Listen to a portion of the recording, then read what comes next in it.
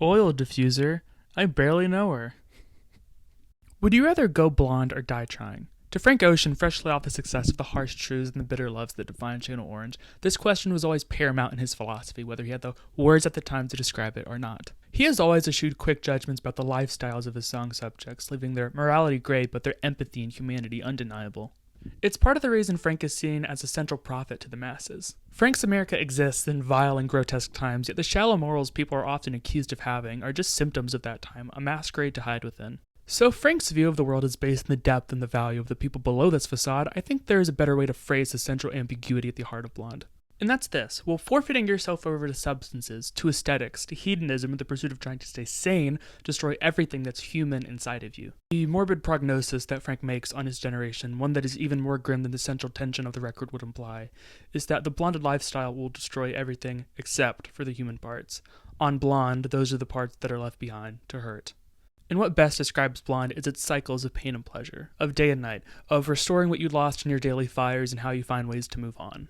It's difficult to say exactly how Frank sees them all working together, as throughout the project, the nocturnal hell of night is both an intoxicating presence and the vehicle for Frank's increasing self-doubt and indulgence. The restorative power of day becomes the blinding and sobering mayhem of reality, something that Frank finds comfort in hiding from within restless nights.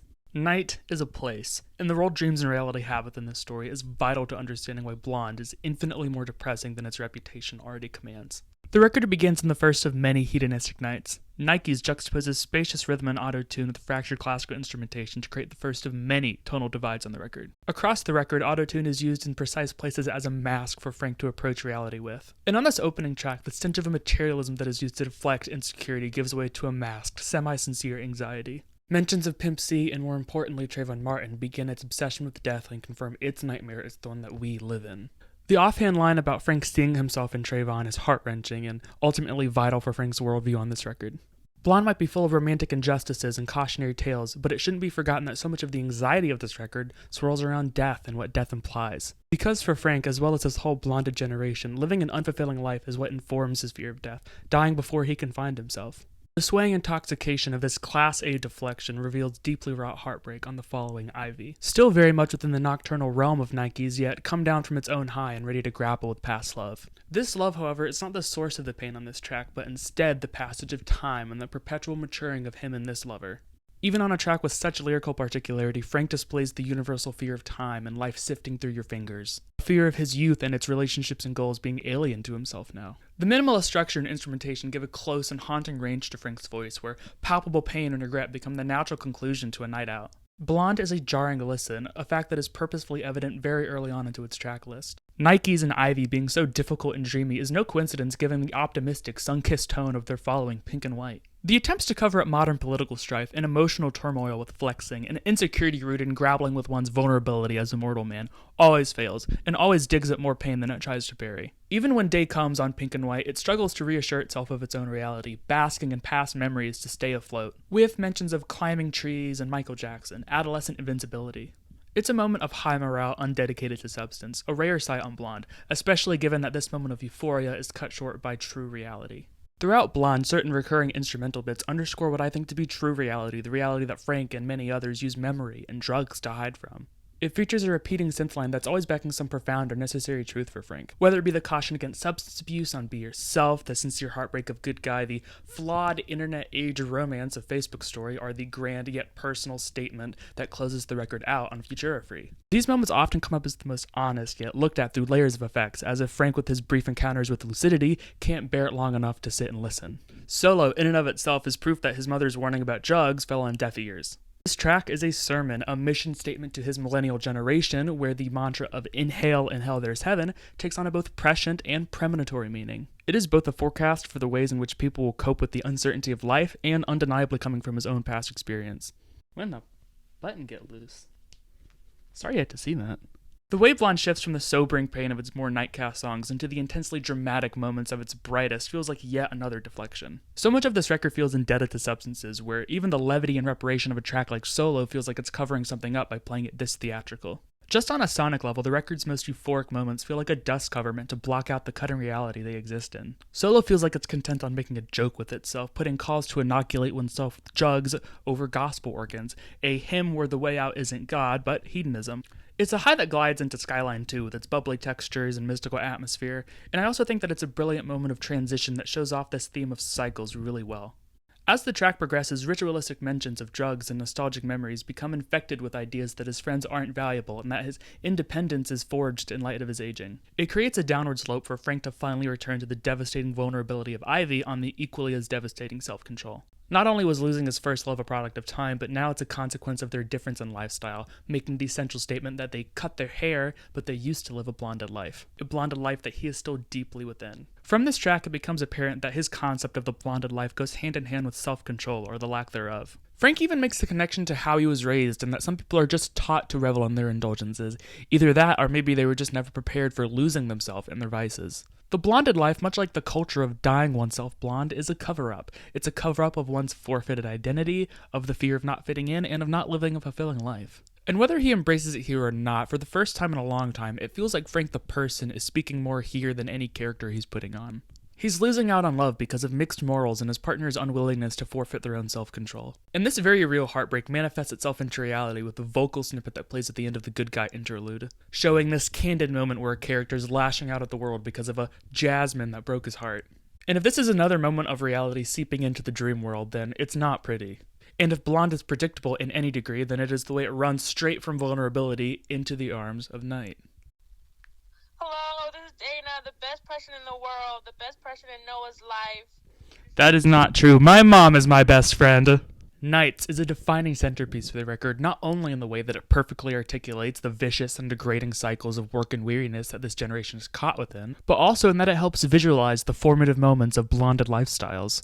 Because Frank uses this capitalist disillusionment, which causes ennui, societal frustration, and a complete loss of self, as the vehicle for adopting his hedonistic lifestyle. Mirroring back to the inhale, inhale, there's heaven line, the refrain of this track shows Frank pining for the rest of death without actually having to die to get there, and more importantly for this escape to come within the midst of his suffering in reality. He's just caught up in this loop of working until collapse and medicating until sane.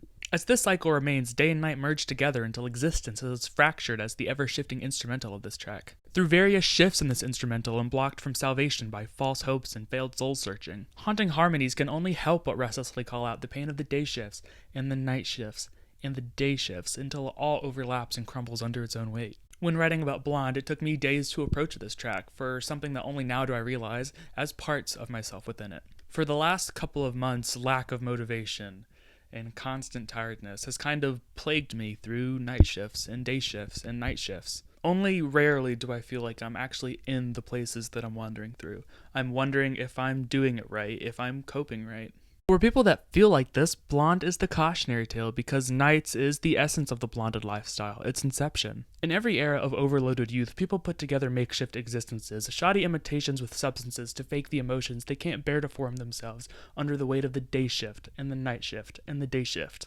Night is a place closer to hell on earth than the great lies of work and prosperity that were sold to us. It's a cycle represented through music and resented enough to lose oneself hiding from. It's difficult for me to look it in the face, for as colloquial and accessible as it can be, it sears my eyes like looking straight into the sun.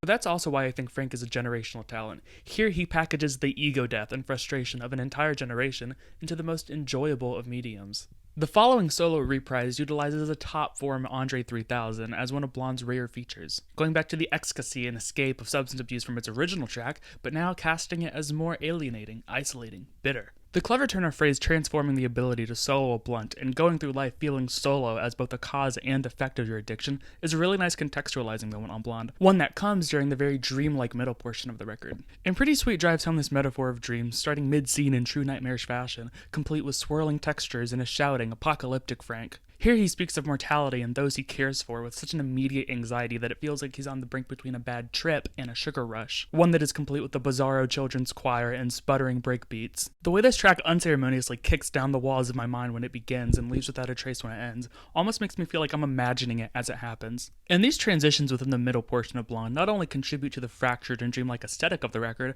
but also highlight how the entirety of it has been defined by teleological association rather than any concrete logic. The flow of this record works works so well and comes off so surreal due in large part to how the songs are more connected by underlying emotion and experience than anything explainable. The strange story of love in the internet age found in Facebook's story, and its answer found in the longing present and close to you, might not be the most obvious lineages between ideas, but in a strange way there's catharsis in hopelessly pining after someone after we've just been presented with an interlude defined by alienation. Reality here is warped. Solo Reprise sticks out due to its feature like a third-person narrator in Frank's own story. Pretty Sweet rides the emotional storm of its protagonist without engaging with any of his nihilism. Facebook's story sees the return of Blonde's signature reality-based synth loop. And Close to You is yet another example of Frank only being able to process grief and pain through the artificial lens of vocal manipulation. At this point, so far removed from standard songwriting, Blonde feels more defined by its contradictions than its cohesion. This ambiguity and friction create an inner turmoil in the listener that might be similar to the frustration of living beneath a blonded life. One that, as the record goes to its last leg, feels strikingly more vulnerable and dark.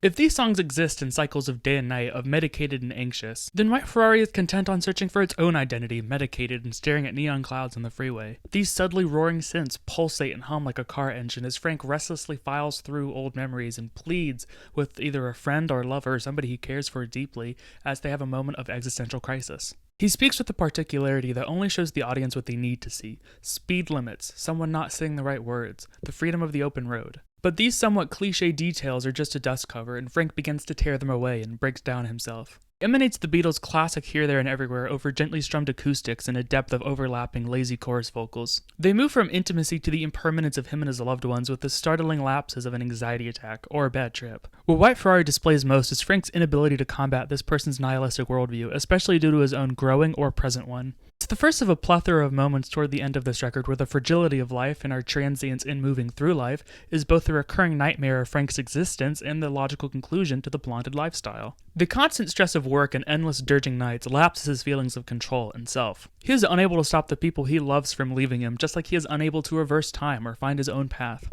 It presents a man who has built his relationships on sand because the world he was born into has already bought all of the foundations. And there is no greater dissection of the median between the influence of the world and the proclamation of the self than on the harrowing, cavernous Siegfried. Frank here is at his most lucid and his most strung out, but what differentiates him as a voice and as a poet is how direct he comes across on this track. While his talk-rapping style can often be blunt, this is a singular moment of it mainlining his emotional core to the surface without modification or hiding. It possesses the rare quality of just saying the thing. No metaphor, no simile, just saying emotional fact. No turning corners or dodging responsibility. Siegfried shows a Frank that is shamefully aware of his own limits as a person, as a friend, and as a lover. He has trouble relating to people. He can only process grief while intoxicated. But most telling about him as a person is a stunningly honest set of lines where he ruminates about giving up his materialistic and hedonistic lifestyle in favor of this idealized portrait of a nuclear family. To which he responds to this by emphatically shouting, "I'm not brave." Blonde isn't derived from greed or lust, but this societal inability to cope first originates in fear. For Frank, he is basking in the terror of not just intimacy, but intimacy on a public scale, referenced by the closing mantra of the track, "I'll do anything for you in the dark." In this state of emotional stuntedness, Frank's anxiety due to the societal pressures for family making, as well as his own inability to tie himself down, leave the dark corners of his imagination, the parts of himself that he copes with having, as the only place for this fantasy to live. What's even more dire is that the dual meaning of "I'll do anything for you in the dark" also implies that he can only muster up the courage to bare himself to others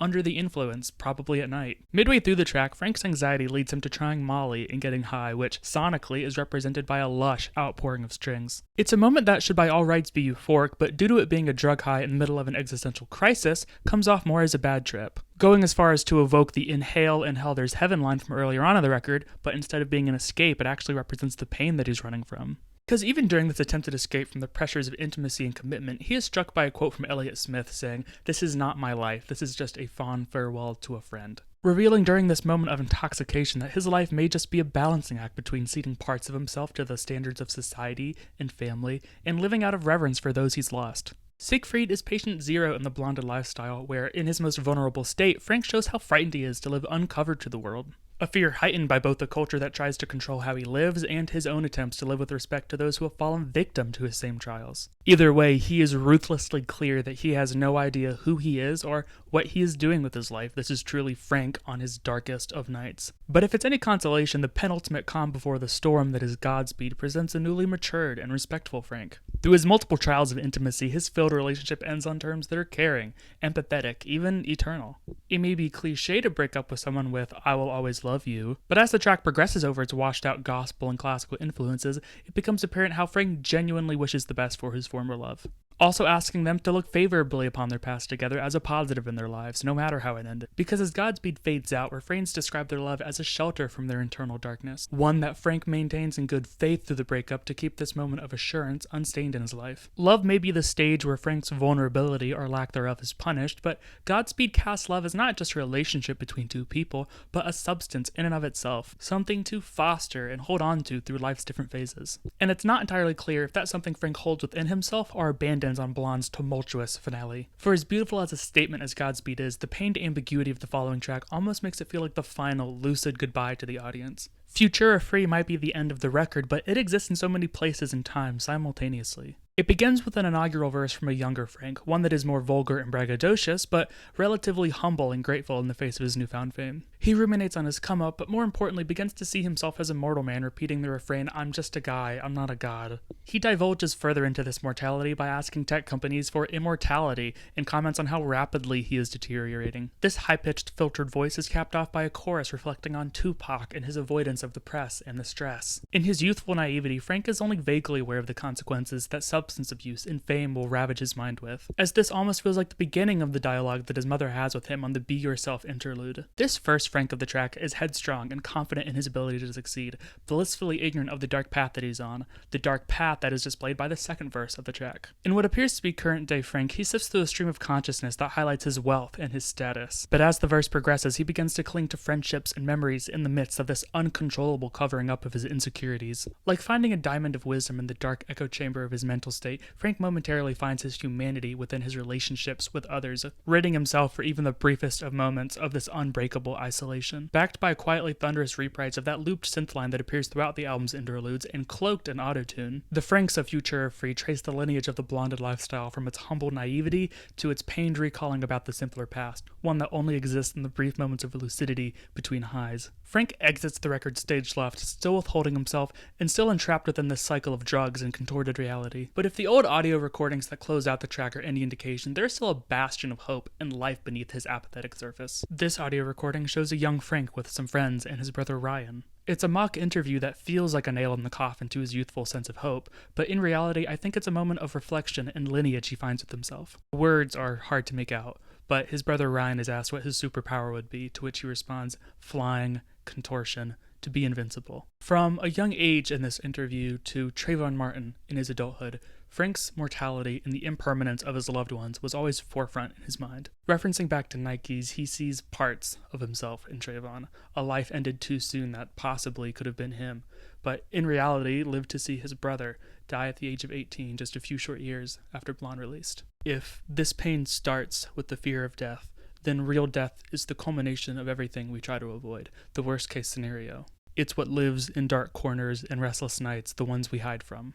We try to unite in life, but love tears us apart. Friends exist in lockstep with their price, and drugs are something that everyone does, but does alone. Tying it all together, I think a lot of what Frank is saying on this record boils down to Blonded being content with isolation. And isolation seems to be one of the two eternals we cannot escape, as much as we try, until you come to some sort of greater understanding. Blonde is the type of record whose final step in understanding it is to leave it behind, is to not need it. In trying to come to whatever greater picture Frank was trying to portray here, I felt like I was espousing the true meaning of the record by living on this restless autopilot. It was a weight on my shoulders to try to make meaning of it, like interpreting shadow puppets lit by a sun of grief. It hangs over our heads, a premonition against a distraught generation that we can only move through a life our ripples will eventually fade in. The recurring idea that the world is sifting, that we are transient in life yet stationary as it all recedes from us.